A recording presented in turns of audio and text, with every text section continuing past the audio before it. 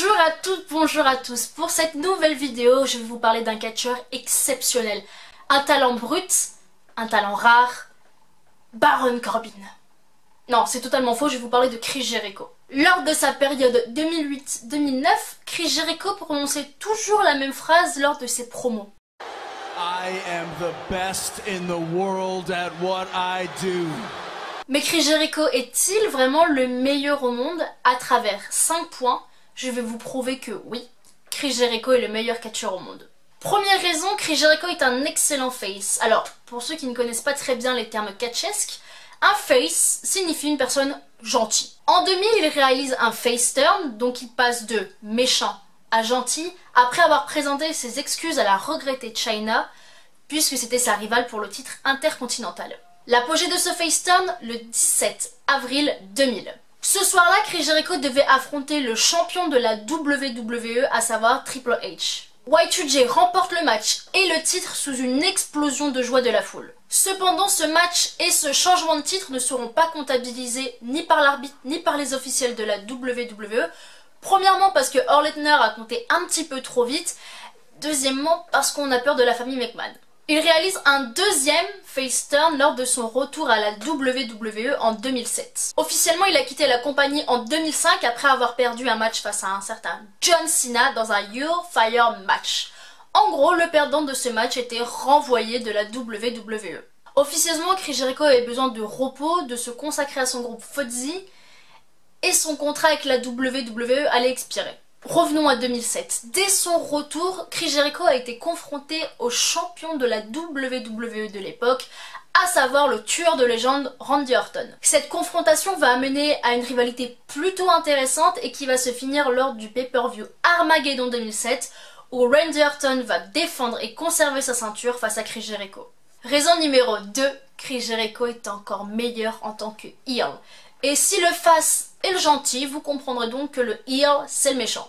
2 heel turns ont été particulièrement marquants dans la carrière de Chris Jericho. Le premier remonte à 2001 lorsqu'il affronte The Rock et Stone Cold Steve Austin lors du pay-per-view Vengeance 2001 dans la même soirée. Ce 9 décembre 2001, il bat les 2 plus grosses stars de la compagnie pour devenir le premier champion indiscuté et indiscutable de la WWE en réunifiant les titres de champion du monde poids lourd WCW et le titre de champion de la WWE. Le deuxième heel turn est sans doute le plus marquant pour la génération NT1. Lors de son highlight reel, Chris Jericho va recevoir le héros de son enfance, à savoir Shawn Michaels. La conversation va rapidement évoluer en confrontation entre les deux hommes et Chris Jericho va finir par balancer Shawn Michaels dans le Jerichotron 5000, à savoir l'écran que Chris Jericho avait sur le ring lors de son highlight reel. Cette confrontation entre les deux hommes va créer la meilleure rivalité de 2008, en tout cas pour la WWE. En plus, cette rivalité va permettre à Chris Jericho de faire sortir son côté heel aussi bluffant qu'énervant. Je ne peux que vous conseiller de regarder le match de ces deux hommes lors du pay-per-view No Mercy en 2008. Chris Jericho, alors champion du monde poids lourd, devait remettre son titre en jeu face à Shawn Michaels dans un ladder match, un match de l'échelle.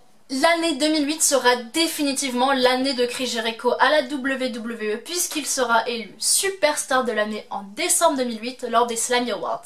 Raison numéro 3, Chris Jericho excelle dans absolument tout ce qu'il fait. Chris Jericho est un véritable touche-à-tout et il ne va pas s'arrêter qu'au catch. Si Chris Jericho est surnommé The Ayatollah of Rock'n'Rolla, ce n'est pas pour rien. En 1999, il va créer un groupe de métal que vous connaissez peut-être, à savoir Fozzy. Au départ, le groupe ne faisait que des reprises et ces reprises vont donner 2 albums, Fozzy et Appestance. Cependant, le groupe va devenir de plus en plus sérieux, donc fini les reprises pour Fozzy, le groupe va proposer des chansons originales. Si je ne peux conseiller qu'un album de Fozzy, c'est Chasing the Grail qui est sorti en 2010. Si tu connais un petit peu ce groupe, tu sais que la chanson du Royal Rumble 2010, Marty No More, provient de cet album. Chris Jericho aime écrire des chansons pour Fozzy, mais il aime également écrire sur sa carrière. Depuis 2007, il a écrit 4 livres autobiographiques. Dans ces livres, il parle de catch, il parle de Fozzy, mais il parle également de ses projets à côté. Son dernier livre, à savoir Best in the World, What I Have No Idea, sera même classé 4e des meilleures ventes selon le New York Times.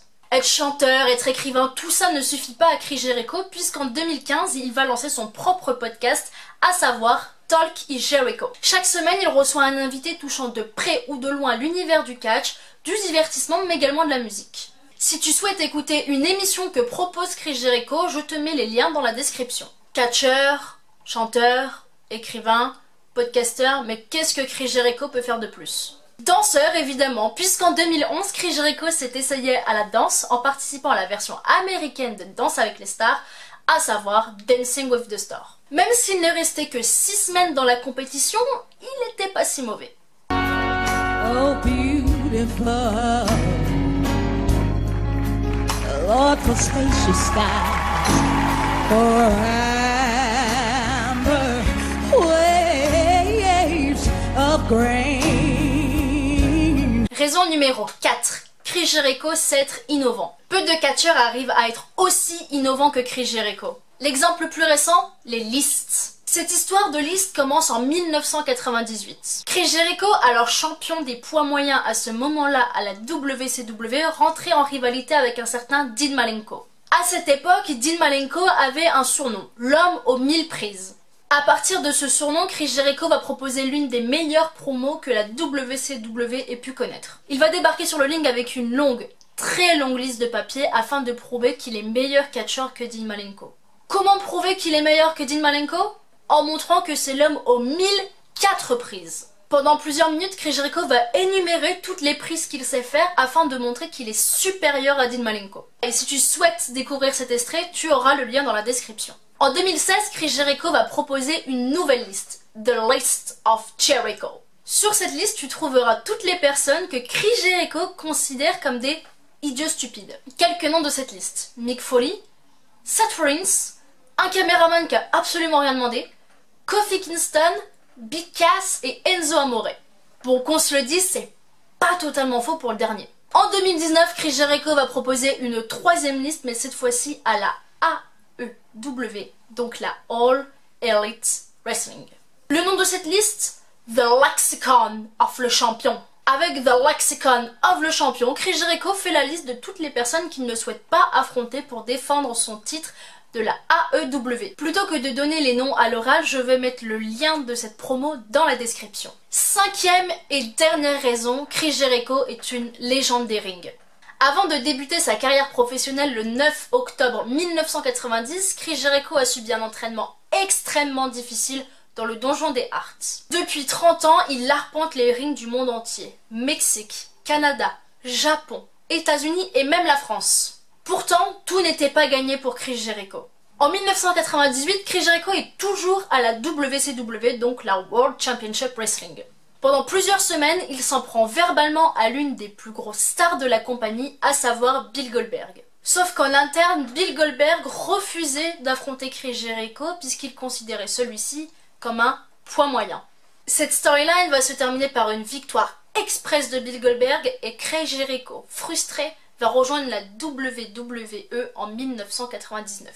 Pourtant, la WWE, anciennement la WWF, n'a pas toujours eu confiance en Chris Jericho. Les officiels de la WWE ne voyaient pas Chris Jericho comme potentiel main eventer de la fédération. Encore une fois, il va donner tort à tout le monde et montrer qu'il est le meilleur au monde. Son palmarès parle pour lui. 7 fois champion du monde, 6 fois avec la WWE, 1 fois avec la AEW, 10 fois champion intercontinental, 9 fois avec la WWE, ce qui est un record, et 1 fois à la New Japan Pro Wrestling. 7 fois champion du monde par équipe à la WWE, 2 fois champion des États-Unis à la WWE ou encore 4 fois champion poids moyen à la WCW.